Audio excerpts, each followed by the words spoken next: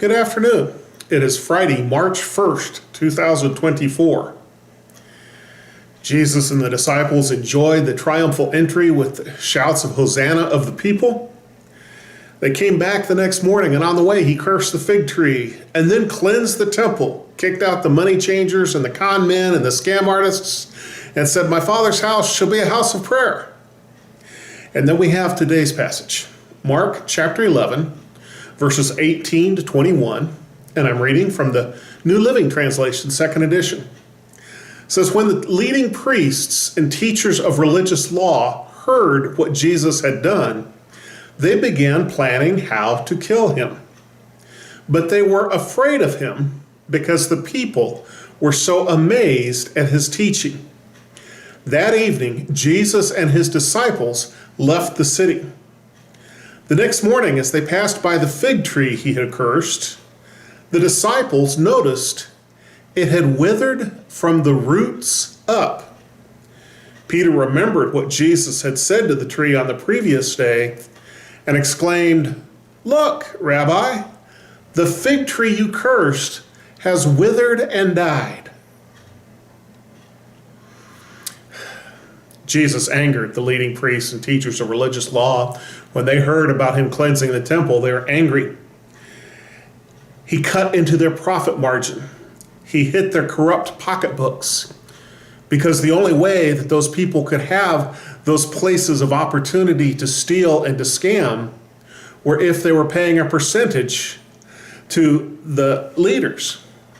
And they had permission and almost license to do those scams because there is a profit motive involved. And Jesus cut into their profit margin, and so they started figuring out how to kill him, how to planning on how they could kill him. How can we do it and get away with it? How can we kill him and not get the Romans angry? How can we kill him and not get caught? But they were afraid. And they're afraid because of the people who were so amazed at his teaching. Tyrants are always afraid of the reactions of their people. When you hear tyrants talking about the people not knowing enough or being ignorant, you understand they're really just afraid that people are going to find out who they are and going to react to their tyranny. And the tyrants were afraid of the reaction of the people. It says that evening, the disciples left the city. They probably just went back to Bethany, probably to Mary and Martha's and Lazarus' house, and spent the night again. So the next morning, they get up and go back into town. And they see the fig tree that Jesus had cursed the day before. And they made an interesting statement about it. They said, "It is withered from the roots up."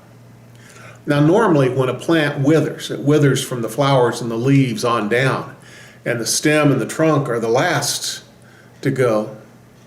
But here, this tree withered from the roots up, backwards. Now, why did he do that? He always has a teaching motive involved in everything he does. And look at the disciples. The disciples are surrounded by the blessings of Jesus.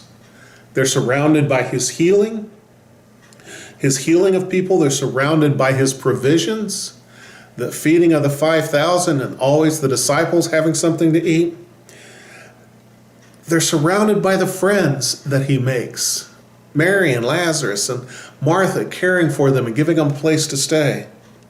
They're surrounded by the power of Jesus, the power of his words, the strength as he calmed the storms and brought life back to the people. Surrounded by the words of encouragement as he cared for them and helped them. Everywhere they went, they were surrounded by the blessings of Jesus. And then all of a sudden, he gives them a stark object lesson on what happens when he cursed someone. And they watched the very powerful people of their society threatening to kill him. And they needed to see the results of the cursing of Jesus. while being surrounded by the blessings of Jesus. You and I need to be aware of the cursing of Jesus while we are busy enjoying the blessings. May you be blessed this week and never forget the strength of the curse. God bless you.